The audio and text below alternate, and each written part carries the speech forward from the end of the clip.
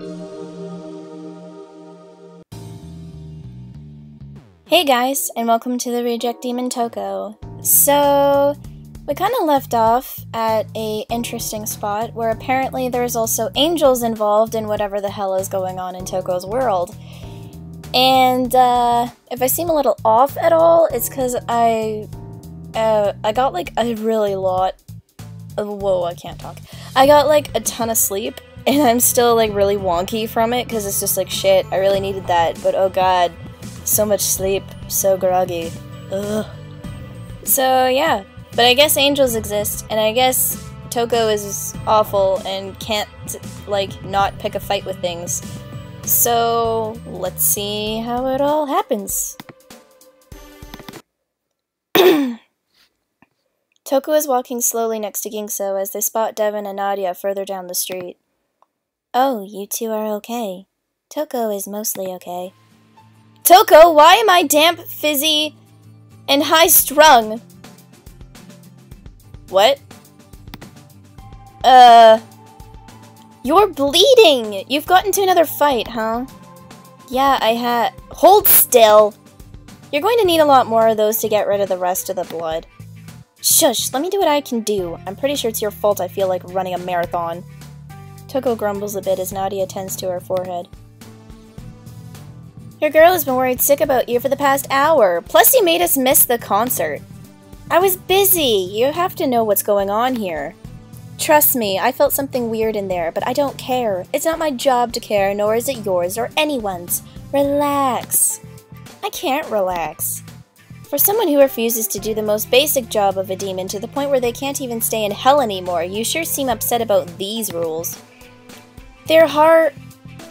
What should we do instead of this concert? I am getting hungry. Of course you are. Devin and I should find sustenance on our own. I imagine Toko would rather eat Nadia's sustenance in private. Oh god! Okay, I didn't think that was gonna happen. Okay. Was that supposed to be a joke? Rhapsody has good material. Nadia pauses, not quite sure what the meaning behind that is, as she starts connecting the dots. Hey! We're not like that yet, you two! Nadia wrings her fingers together. A girl has to be romanced a little first. When something like that happens, I want to be a beautiful moment. I want it to be a beautiful moment. All the cute girls say that. Though, don't they tend to say if, not when? Shut it! Nadia's right. No one else gets to decide when Nadia and I do that. Nadia's blush goes from embarrassed to aghast. Gingso merely politely claps her hands. The thing is, I'm not sure what other options I have. So far all I've heard is that I can fuck my problems away. This is a mess, huh? You two are overthinking it. Seriously, it's really not a big deal for you to just fuck or whatever. Or whatever? Toko. We spent last night cuddling, right? Sharing a bed together and sleeping in each other's arms? That should give me all the energy I need for a lifetime. It doesn't count. Say it counts. I say it counts. And if it doesn't count, then... Toko suddenly wraps her arms around Nadia. It's gonna count now. Embrace my coziness. You're warm. Are you enjoying yourself? Yeah, are you? Very much so. It still doesn't count. Actually. Gingso reaches into her jacket pocket and pulls out a small booklet. Succubi and You, a guide to the perverse denizens of hell, huh? Why do you even have something like that? It is important for demons to understand the strength and weaknesses of other demons. She flips through it briefly, looking for something. So not only is she, like a complete pig when it comes to food, but she also loves to read books for pure knowledge. I love this woman. It would seem that as long as Toko feels sexual gratification, she will gain energy. I believe it is important to assess now if Toko was turned on by cuddling Nadia last night. Oh my. Hey, you don't need to assess anything! So maybe if Epiphany is sleeping, it's not just because Sissy's sexual energy is low, it's because Toko was so turned on by cuddling against Nadia's fantastic melons that Epiphany couldn't sleep. Gingso claps again. I see. That is our Toko. Hey! Don't you two analyze my sex life! I don't particularly mind if that's the case. Not you too! We're going now. Going where? I hope you don't mind that I followed you. After all, I wanted to give my personal thanks to one of the most fantastic members of the Nami Brigade, especially one that would demand my attention so forcefully. Brigade? Gross. And just who are you talking about here exactly? I'm feeling a lot better, all juiced up, ready to rock, psyched out, burn... I get it. I don't mind you putting up a fight if you want. You can either have Ezra squish you into the pavement after you exhaust yourself in a futile struggle, or have him get it over with now. Oh, and if your friends help. Okay, I'm really getting tired of this. Toko throws a wild punch at Nemi's smug face, but her whole arm is caught in a gigantic, meaty grasp that swings her to the pavement. Ugh! Did you just try to actually hit me? Yeah. Right in the face. How blandly cute! How about you actually try this time? Fine then. Epiphany, let's do this. Are you sure? I mean, you were doing so well with the punching thing. Alright, it's time for the first showing of Toko and the Angel Kickers? What? That is not going to be our name. I like the Sugar Project. So I guess we're stuck helping Sissy after all. Don't expect me to provide much more than backup. Devon whips out her drumsticks from one of her dress's many folds. This is unavoidable, I suppose, even though I have yet to eat. Oh, you have a saxophone? Oh my god! That's awesome! You have a saxophone! Oh, that's so cool! Gingso extends her hand, and the clothes around her reshape and form themselves into a more fitting garment, accented with eerie neon bones. In her hand, she grips the black and gold saxophone Rhapsody. Oh my god, I love this! She's just so cute and badass and awesome, and I love her so much! Oh my god. Ezra's just like, eh. The behemoth of an angel turns and swings at Devon, forcing her to catch his fist with a mishmash of unformed puppet parts. Oh! He's faster than those legs, look. I probably should have warned you. The thought's appreciated, little sis.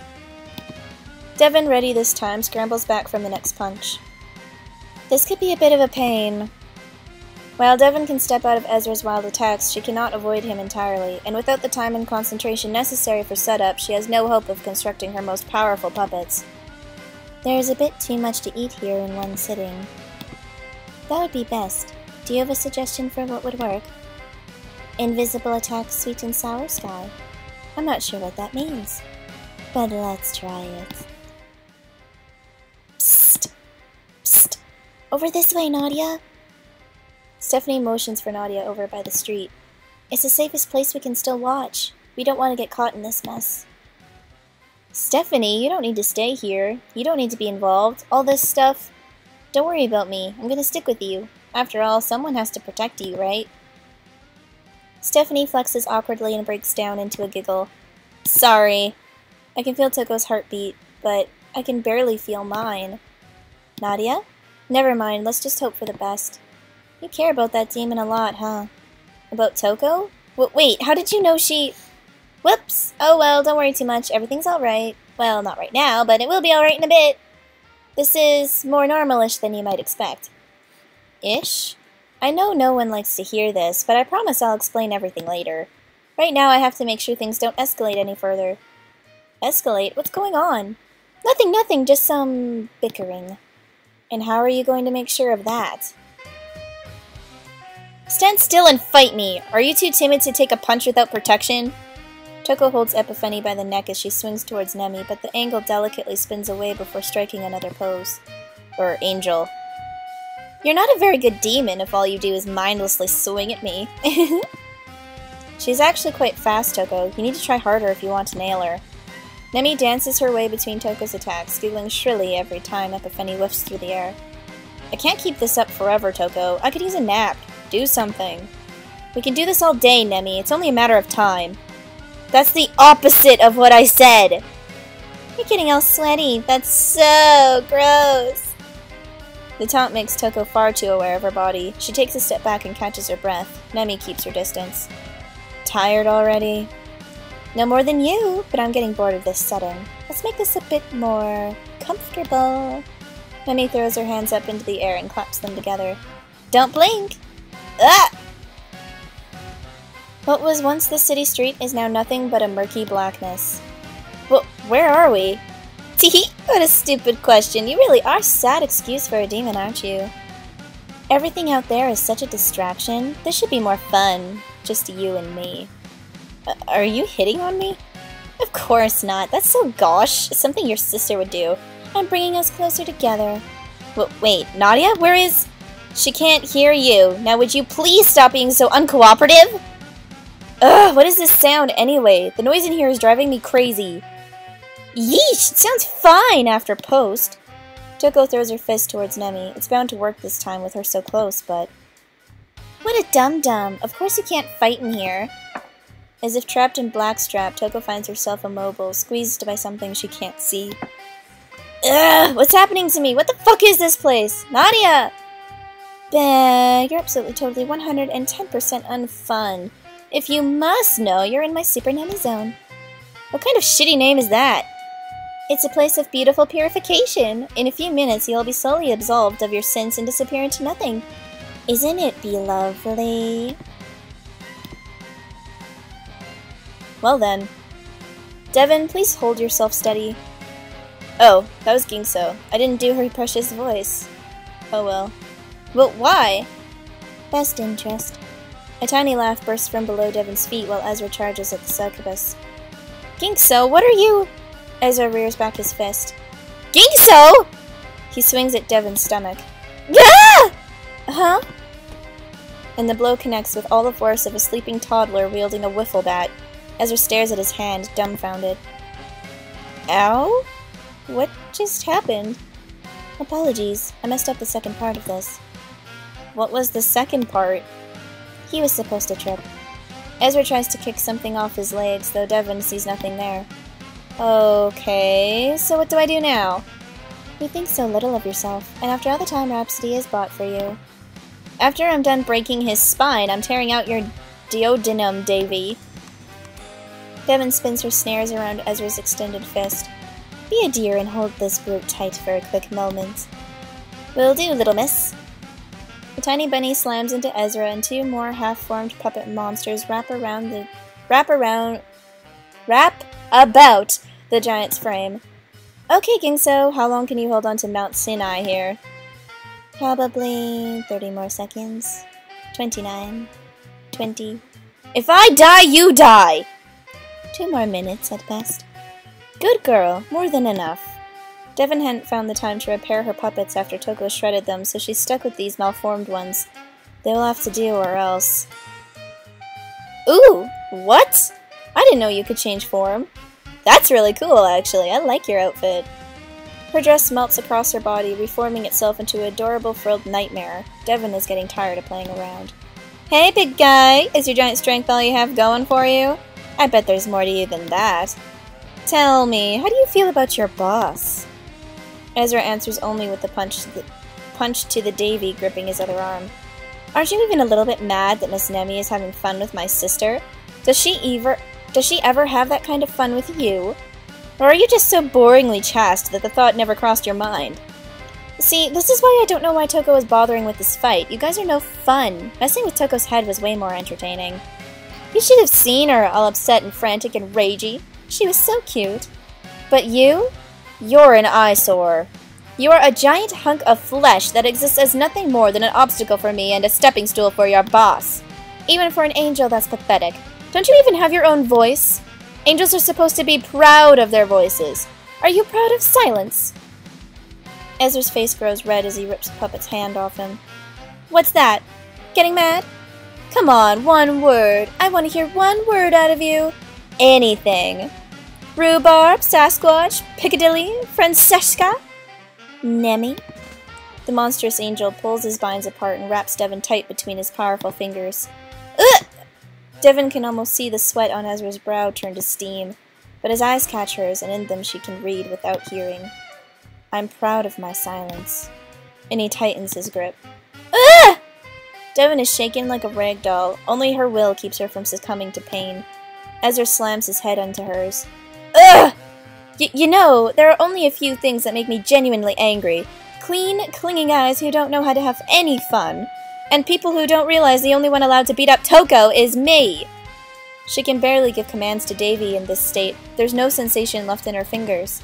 That, however, doesn't mean Davy is lost. Unhand her! The little stuffed butler bunny demands Ezra's attention. I demand you let Lady Devon go this instant, or else! You would not like to deal with the consequences of failing to meet this request? Ezra pays him no mind, happy to turn Devon into Viscera. Very well. And with that, Davy floats up and dumps his cup of tea onto Ezra's hair. Ezra stops moving. He looks disgusted. He drops Devon and bats at his hair, trying to get the liquid out. Ugh, hey, Lungs. Glad to see you're okay. I guess he hates feeling dirty. I knew it. Purity is overrated. Ow. Are you okay, Lady Devon? Yeah, I think so, but... Ugh! You won't be. Oh, I hate this when this happens. Please tell me back together the second you're able to. Devon picks up the stuffed rabbit and pitches him toward Ezra. Oh, the poor guy. Farewell for now. Davy collides with the angel. Ezra's strong arms reach out to strangle Davy, but the seams burst and a spray of cotton and sleigh bells sends Ezra flying into the wall. Please have worked, please have worked, please have worked! Ezra stays motionless. Ha! I win! It feels so good. Where's Toko? Think so? Here. I'm still kicking your ass the instant I don't feel so awful, but right now we need to do something or other to rescue Toko. Hey, you two. Hey, yourself, what do you want? Some thanks would be nice. I kept Nadia out of danger. If only we had all hidden behind walls, huh? Do we know where Toko is? I saw Nemi disappear with her. Like, literally. I think they're in some kind of pocket dimension. Nadia says she can still feel Toko, so hopefully that means she's nearby. I am glad you know what you were talking about, random human. I can't quite hear her anymore, but I think... Think what? Come on, let's hear it. I can hear Epiphany. Who's that? Can you talk back? Shh. Open your eyes and look at me as I claim you!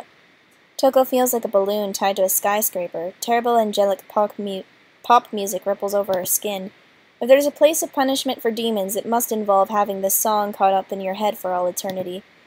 But that is just one more reason on top of a million others for wanting to live through this. Claim me?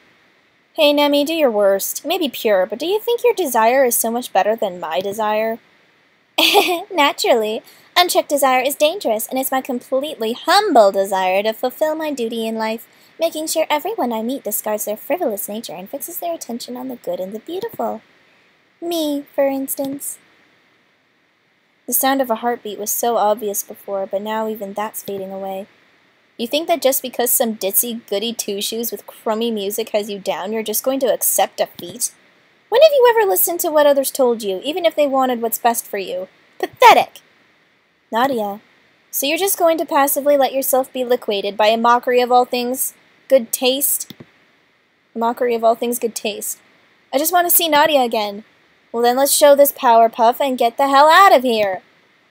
Do you think simply wanting something will make it happen? When I'm the one who wants it? Hell yes! What? You shouldn't be able to do this when you're in my Super Nemi zone! I don't know much about instruments yet, but if I don't like your music, then I bet you're not a big fan of demon music. Toko reaches to Epiphany's controls and cranks the volume knob to max. The bass in her hand makes a satisfying hum. And I know that at the very least I can at least play music way louder than you.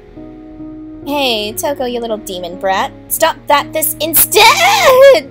Epiphany's chords ring out, the angelic sound begins to fade into a clean, holy demonic tone. Hey, stop! Stop that! Too late. Toko takes a deep breath and slaps her hand across the strings, the instrument giving a sudden heavy thrum. Epiphany nearly buckles under her own bassy growl, but it's already too much for Nemi. The bass' deep reverberations cause the bubble to ripple and swell, bulging until it bursts, shattering the very sky around them. Didn't that feel good? Whoa, who the fuck are you? And where's this? A tiny lantern delicately illuminates Toko's struggle, despite being miles away from the fight. A mysterious figure appears at the lantern, scrying light intently. Once she's satisfied that the fight is over, she reaches over to a fat hen resting on her shoulder, feeding it a piece of rye. Eat a little. You're practically skin and bones. Now, tell me how Stephanie is doing. The hen pecks the bread and tilts its head back, fluttering its wings madly while it tries to swallow it. Once it chokes the bread down, it squeaks out a human's voice. Huh? Oh, it should they! Something's going really wrong, but you probably know that... What is it now? How's the girl doing? Nadia? Well, she seems to be worried about the demons, but her soul's okay for the moment. For the moment. Fine, I'm going to put an end to this foolishness before it gets even worse. Too late. Oh god, help! I'll be there soon. What the hell is going on? Oh, I didn't lose that badly, did I? Nami turns her gaze upward, gripping her hands together to keep from trembling. Everyone has noticed that something has interrupted the fight, though nobody except the angels appear to know what. Alright, enough's enough. Toko, drop it. Staying here is going to get us killed. I would rather not be here either. What? We can't just let them leave without learning their lesson. You've already won, Toko. What the hell are you trying to prove?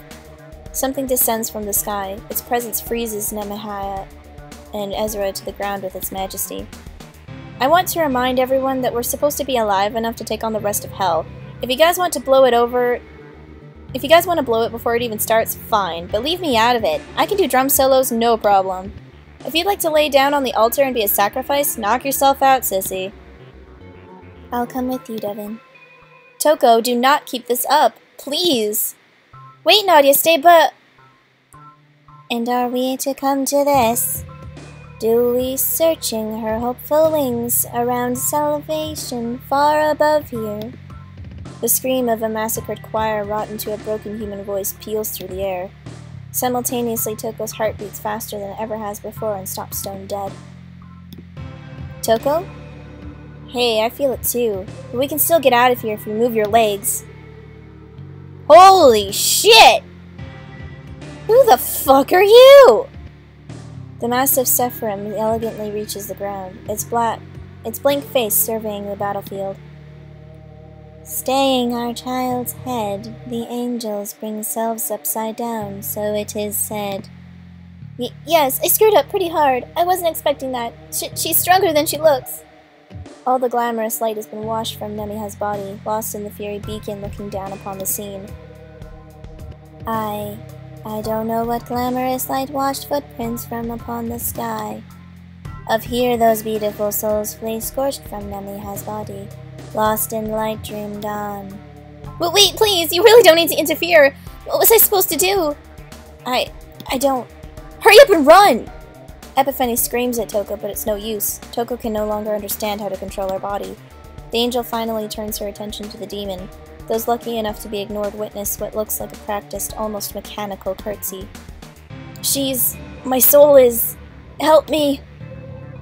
To trust me with ourselves upon the ground, child of stone down. Do not be chained such a round neck. To be a sacrifice, love knock yourself down seen. Toko finds herself upside down, the ground far above her head. The angel brings her prey to her, wrapping her wings around Toko, stroking her cheek, setting it ablaze. Ah! Staring hearts before it, everyone. Such stuff is grace. Nah, or you would not before and be alive enough, Toko. The angel's feet touch the pavement, her soles leaving scorched footprints upon the ground. But pardon me, Ezekiel, but why have you come? Is she really worth your time? Are you so unwilling to trust me with her that you would break her yourself? This choir? What that she's doing to Holy Heart be? I feel like I'm going to burst apart. I don't know what she's doing to Toko. Ezekiel grips the air tightly, and a new lick of an ancient fire bursts into her grasp. With a celestial chime, the fire is shaped into a sword. Ezekiel exclaims her blade carefully, as if curious about its form. Examines her blade carefully, as if curious about its form. Sorry, I wasn't as much help as you needed. As the seraphim Seraphim raises its sword to the judging stars. Toko can only choke on boiling air. Stop! Nadia tries to fling herself in the way of the attack, but... Hold it! There's no point in getting yourself killed too! Before anyone can watch the blade pierce Toko, it already points at Ezekiel's feet. Toko collapsed, choking on the dry air. Oh god. Good, she's not dead. Oh. How is everyone? My name is Toko. What the hell? Toko? What did she do? She didn't harm Toko's body, I can tell you that much. Then what did she harm? Don't worry. Steph, She's finally here. Enough! Holy fuck! Who are you now? I need to drink water. Okay, seriously, who are you? The pissed off crone sits upon her chicken-legged hut. I didn't think you would get this out of hand. Ezekiel, fix her. The Seraphim obeys. It's unclear if she does so out of respect or fear. Toko seizes for a second, then blinks. What? Nadia? Oh god, you're okay. You are okay, right? Nahima, your concert's over. Take your friends and get out of here. Ezekiel says nothing. She turns to Nemi and Ezra and lightly touches their shoulders. Yeah, we're out. This wasn't worth it. Let's not see each other again. Once they've disappeared, the witch turns her attention to the remaining crowd. Huh, considering how long this fight went without you intervening, I figured you would have made a deal with those two as well. Deal? Don't worry about it, dearest little sister. The demons should go home too. Nadia, you come with me. Wait, why should... She's not going anywhere. I didn't ask you, did I? You should come with us, Nadia. You really need to. Us? You know her? Baba Yaga is my mentor and teacher. Teaching you what exactly? I don't feel like sitting here. Let's go. Before Stephanie has a chance to explain, Nadia is pulled towards the gigantic hut. But what? Nadia! She'll see you again in a few hours. Try to meditate until then. You could use the time to relax. Come back here! The door to the hut closes and the structure scampers away. Toko, clutching Epiphanie's neck, bolts after it. I won't let her go! So, what do we do now? We still haven't eaten. I knew you'd say that. Let me see that phone of yours.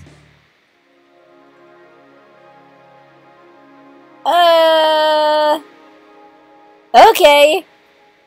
So, I guess Nadia just got kidnapped by angels, and Toko almost got fucked really badly in the head? Well, I guess I'll leave it off here, because I'm confused, and I think you are all confused, and if everyone just is confused, then, well, I guess we'll figure it out next time. So yeah, have a good night, everybody. Or day.